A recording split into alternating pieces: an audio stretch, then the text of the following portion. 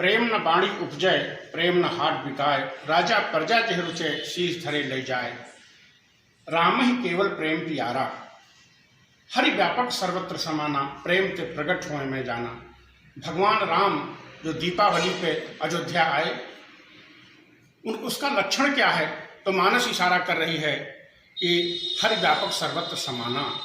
जब तुम्हारे भीतर, इस जीवात्मा के भीतर प्रेम का संचार होने लगे तो समझ लीजिए भगवान का प्रकाश, भगवान का सूर्य, राम रूपी सूर्य, सूर्य वंश रूपी सूर्य हमारे भीतर उदय हो रहा है। भगवान राम कहते हैं वो सूर्य वंश में अवतरित हुए, इक्ष्वाकु वंश के सूर्य वंश में अवतरित हुए वो, तो उसका एक प्रतीक है। देखिए आप, जो हमारे तमस को हरेगा, जो हमारे अंधकार को दूर करेगा, उसको हम क्या कहते हैं? सूर्य। तो वो सूर्यवंशी कैसे हमारे भीतर ज्ञान का, विवेक का सूर्य उदय हो, प्रेम का सूर्य उदय हो, कि हमारा तमस गिरे और हमारा मंगल हो। मंगल भवन अमंगल हारी, द्रवहों सो दशरथ अजर बिहारी, जिसके लिए मानस फिर इशारा कर रही है।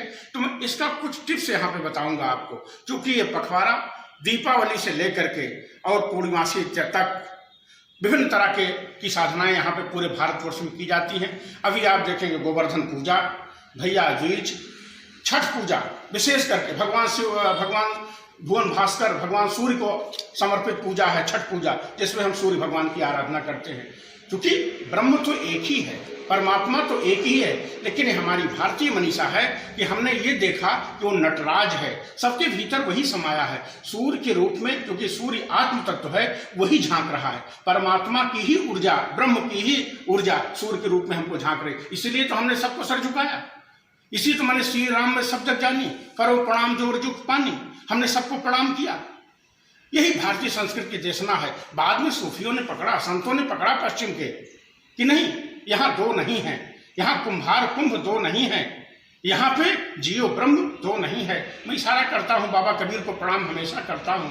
काशीवासी शिव के साक्षात अवतार बाबा कबीर को मैं प्रणाम करता हूँ। उनका कथन था कि साजन हम तुम एक हैं, साजन हम तुम एक हैं, कहन सुनन को दो, मन से मन का तौलिए तो दो कबहू ना होए। परमात्मा हम तुम एक ही हैं, हम आत्मा आप परमात्मा, हम बूंद आप सागर, लेकिन हमारे तुम में कोई भेद नहीं है। लेकिन हम में भेद कैसे होता है जीवात्मा में? क्योंकि हम तमस से, वासनाओं के तमस से घिरे रहते हैं और उसी में अपने को भुला देते हैं, और वही हमारी मनुष्यता के, मनुष्य जीवन की एंजाइटी का, तनाव का कारण भी है। तो अब मैं इस पखवाड़े में क्या सावधानी बरते, कुछ टिप्स बताऊंगा आपको। ये अगर उसको आप, उस रहस्य को थोड़ा सा अपने मन के अंदर धारण कर लेंगे, अपने उसको, उसके प्रति अगर आप अवेयरनेस, एक जागरूकता ले लेंगे, तो ये पूरा पखवाड़ा मंगलकारी आपके लिए हो जाएगा। पहली बात, आप क्रोध से, बैर से कैसे दूर रह सकते हैं? मैं बुद्ध की बात का यहाँ पे डिकोड करूँगा। बुद्ध ने इशारा किया कि अगर कोई अनुकूल बात आपके नहीं कर रहा है, कोई भी संसार में कोई भी हो सकता है, XYZ, वर्मा, शर्मा, सरोज, त्रिपाठी, अगर आपके अनुकूल बात तो नहीं कर रहे हैं, तो हमको क्या करना है? बुद्ध कहते थे उपेक्षा का भाव, बैर नहीं करना है। नहीं तो आप वहाँ से चले भी जाएंगे तो मन के अंदर वही उच्छ्वास, वही मन की तरंगे आपकी अराजक गति करते रहेंगे उसके प्रति। तो हमको किसी के प्रति अराजक नहीं बनना है। ठीक है, उसने हमारी अनुकूल बात नहीं किया तो हम क्या करेंगे? उपेक्षा का भाव। अगर हमारे अनुकूल बात करा, देखिए हमारी दोनों आदत है, अगर हमारी कोई अनुकूल बात करता है तो हम फूल के कुप्पा हो जाते हैं, लेकिन बुद्ध इशारा कर रहे हैं ना, मुदिता का भाव। यहाँ पे आपको प्रफुल्लित होना, ठीक है, मुदिता का भाव, लेकिन दूसरा है उपेक्षा का भाव। दोनों आपको अपनानी है। ना आपको निंदा में अटैच होना है, ना अस्तुति में अटैच होना है, दोनों में आपको खड़े रहना है, देखना है भीतर, अपने अवेयरनेस झांकना है कि हम कैसे इससे बचें। और नहीं तो क्या होता है, लेस मात्र हम कमी क्या करते हैं, हमसे, आपसे थोड़ा आपने हमारी प्रतिकूल बात किया और हमने कोई उत्तर दिया, या कोई तमस चेतना का व्यक्ति खड़ा रहा तो पता लगा उसने रिएक्शन कर दिया, वो चीज एक चिंगारी दावा नल बन गई। वो कहीं कहीं छोटी सी बात हत्या तक में तब्दील हो जाती है। देखिए छोटा सा तमस, आज आप जाके एनालिसिस करिए, जितने भी अपराध हो रहे हैं उसमें 40% बिना किसी कारण के, जरा सी बात क्रोध आया, आप आजकल न्यूज़पेपर में देखते होंगे, जरा से आप सूचना के माध्यम से पढ़ते होंगे, छोटी छोटी बात पे लोग ऐसी जघन्य अपराध कर बैठते हैं जिसकी आप कल्पना नहीं कर सकते। तो बुद्ध कह रहे हैं नहीं, चिंगारी को ही रोक दो, वो दावा नल न बनने पावे, वो आग आगे बनने न पावे, घर में आग न लग जाए, चिंगारी को ही दबा दो। तो क्या भाव देते हैं वहाँ पे? मुदिता का भाव, उपेक्षा का भाव। तो संसार में हम ऐसे जिए, ना हम निंदा में खुश हो, ना हम स्तुति में, ना हम निंदा में दुखी हो, ना स्तुति में खुश हो। दोनों हमको ध्यान में रखना, स्मरण में रखना है। और एक चीज बताएं आपको, ये पूरा पखवाड़ा चूंकि हमारे मनीषियों ने, हमारे संतों ने, आर्ष परंपरा ने पूरा पखवाड़ा साधना के लिए बनाया है। तो इस शुभता में पूरा वातावरण, एटमॉस्फेयर शुभता से भरा रहता है। इसमें अगर आप 15 दिन अगर आप सावधान रहे, अपनी साधना पर कुछ जागरूकता, कुछ टिप्स आप जो मैं यहाँ पर समझाने चल रहा हूँ उसको अपने मन के भीतर, अपने अंतस में धारण किए रहेंगे तो आपका खूब खूब मंगल होने वाला है। और आप अपने इस जीवन में तो प्रसन्न रहेंगे ही, और पूरा ये जीवन जब सफल हो जाएगा तो परलोक तो आपका इसी से जुड़ा हुआ ही है। जब इस रनवे पे आपका जहाज ठीक से दौड़ लेगा तो परमात्मा के आकाश में प्रवेश कर जाएगा फिर, क्योंकि ये आनंद है। यहाँ पे आप आनंद में जब रह लोगे तो परमानंद में आप प्रवेश कर जाओगे सर। तो मैं इशारे करूँगा आपसे कि इस पखवाड़े में आपको मुदिता, उपेक्षा का भाव, जैसे मैंने इशारे किए, आपको भीतर अंतस में ग्रहण करना है। अगर कोई निंदा कर रहा है तो वहाँ से हट जाना है। एक बात मैं बताऊँगा आपको, बड़ी पश्चिम का बहुत बड़ा रहस्यदर्शी हुआ जॉर्ज गुरजेफ के पिताजी ने उसको बुलाया अपने अंतिम समय में, कहा गुरजेफ एक बात मैं बताऊं, बुरा तो नहीं मानोगे? कहा आप हमारे पिता हैं, आप जो भी बताएंगे, मैं पुत्र हूं आपका, आप जो भी इशारे करेंगे मैं उसके प्रति, उसको मैं अंतस में धारण करूंगा अपने, और उसके सारे पूरी जीवन उसी पे चलूंगा। तो उसने कहा कि अगर कोई कुछ आपके प्रतिकूल बात करे तो क्रोध उस समय मत करना, रुक जाना और कुछ समय बाद जाके उत्तर देना उसको। उसने अंतस में ग्रहण कर लिया उस बात को। गुरजेफ ने अपनी जीवनी में लिखा है बाद में कि हमको कभी जीवन में क्रोध करने का मौका ही नहीं मिला। और हम क्या करते हैं, गलती क्या करते हैं, जरा सी आपने प्रतिकूल बात किया तो हम तुरंत रिएक्शन करेंगे, और उस रिएक्शन में हम फिर ये नहीं देखें, क्योंकि हम भी अंधे हो गए। क्रोध प्रबल अंधकार है, इतने अंधकार में हो गए, कितना हमने गलत कर लिया इसका हमको अंदाजा ही नहीं रहेगा।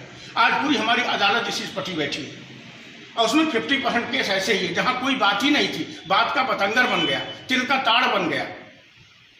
तो आज हम इस 15 दिन में संकल्प लेंगे। पहला संकल्प कि हम, कोई हमारी निंदा कर रहा है तो हम उसमें दुखी नहीं होना है और उसको वहीं जवाब नहीं देना है। और अगर कोई स्तुति कर रहा है तो खोल के कुप्पा नहीं होना है बिना मतलब के। वहाँ भी ठकुर सोहाती में एक कहावत हमारे, ठकुर सोहाती में नासमझी वाले काम नहीं करने हैं हमको। तो दो बातों का यहाँ पे हम ख्याल ले लें तो हमारे आधे प्राप्त वहीं से रुक गए। और दूसरी चीज, जो भी हमारी वासनाएं हैं हम पहले देखें कि जो हम करने चल रहे हैं हमारे साथ वाले का, दूसरे का, उससे क्या मंगल है क्या अमंगल है। अगर जो हमारा कृत है इससे हमारी तो वासना, हमको भीतर से जागना है, एक देखना है। अगर आप भीतर से जागना शुरू कर देते हैं, देखना शुरू कर देते हैं, तो यहाँ पे मैंने पहले बताया था, यहाँ सांप जैसा कुछ नहीं है। सब हमने रस्सी को सांप बना बैठे, शंकराचार्य कहते थे हमने ही रस्सी को सांप बनाया हुआ है।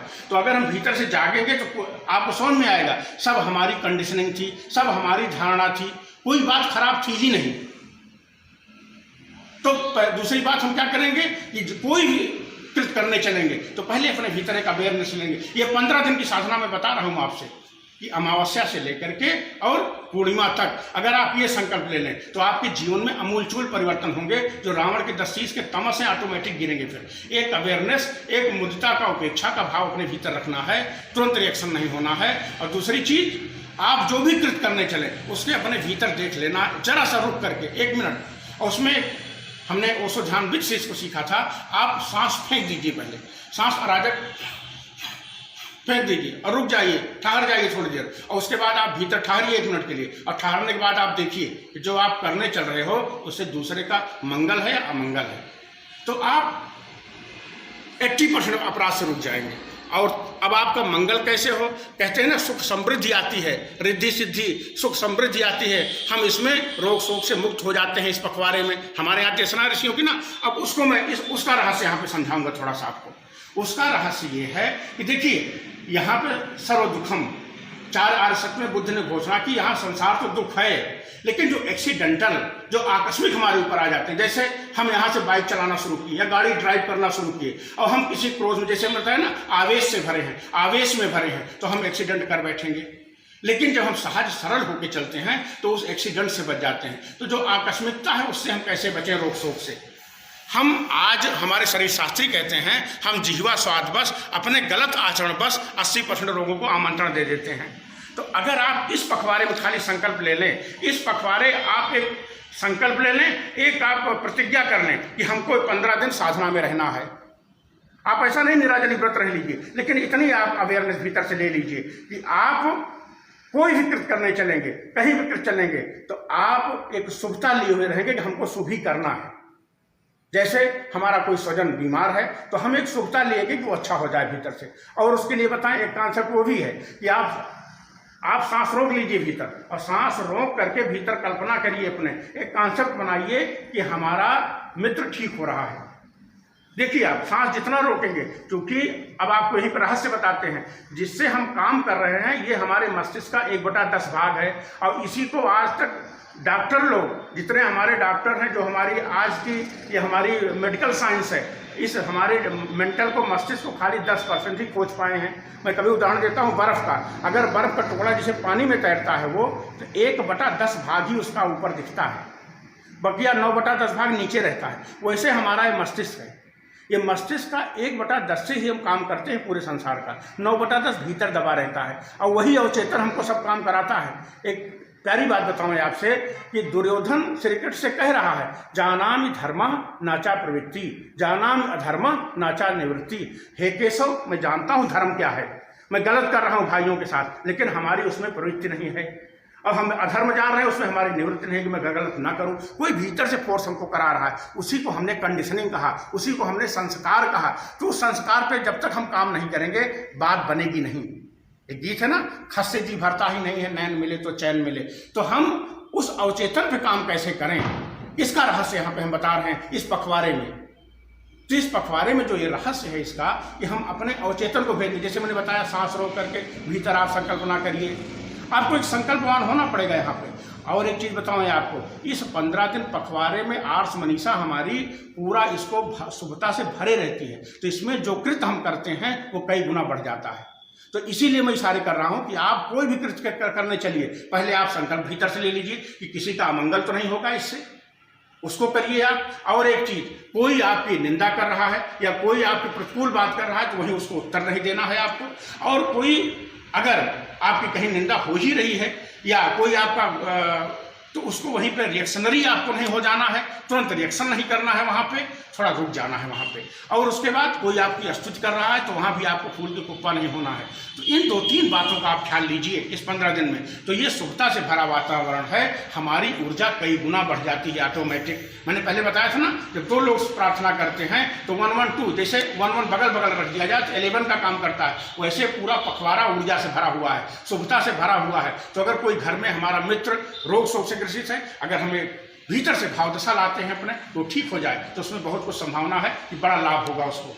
क्योंकि 9/10 भाग अध्यात्म है, उसमें हम अवचेतन पे काम कर रहे हैं। चेतन तो दिखाने के लिए है, जो हम ठीक करते हैं जिस शरीर को, वो तो 1/10 भाग है उसका। लेकिन भीतर से जो गवर्न कर रहा है, जो हमारा भीतर गवर्नर लगा हुआ है, वो हमको दिखता नहीं है। तो उसको ठीक करने के लिए क्या है कि हम शुभता से भरें। इस पखवाड़े में 15 दिन में, दीपावली से लेकर पूर्णिमासी तक, गुरु नानक के अवतरण दिवस तक, हम कोई भी कृत्य करने चलें उसको पहले भीतर अपने टटोल लें कि गलत ना होने पाए हुए, तो हम शुभता से भरेंगे, हमारे भीतर प्रकाश आएगा। और मैं देखूंगा अगर 15 दिन हमें साधने में सफल रहे तो पूरा साल हमारे लिए शुभ होने वाला है। राम का प्रकाश हमारे भीतर अवतरित होने वाला है। फिर मंगल भवन या मंगलहारी द्रवहंस दशरथ अजित बिहारी, फिर हमारे भीतर मंगल ही मंगल होगा। और इसीलिए प्रार्थना का पखवाड़ा बनाया गया है, यही है इसका रहस्य। तो सबको मैं भैया दूज की, गोवर्धन पूजा की, छठ पूजा की खूब खूब बधाई देता हूँ यहाँ से। और भगवान का, सबके राम का सबके भीतर अवतरण हो, हमारे भीतर मुझता और उपेक्षा का भाव हमारे भीतर जगे, और हमारे भीतर कोई भी कृत्य करने चले हम तो किसी दूसरे का अमंगल ना हो हमारी वजह से, इसका हम संज्ञान लिए रहेंगे। इस संकल्पना के साथ सबका खूब खूब मंगल हो। हरिओम तत्सत, हरिओम तत्सत, हरिओम तत्सत। जय श्री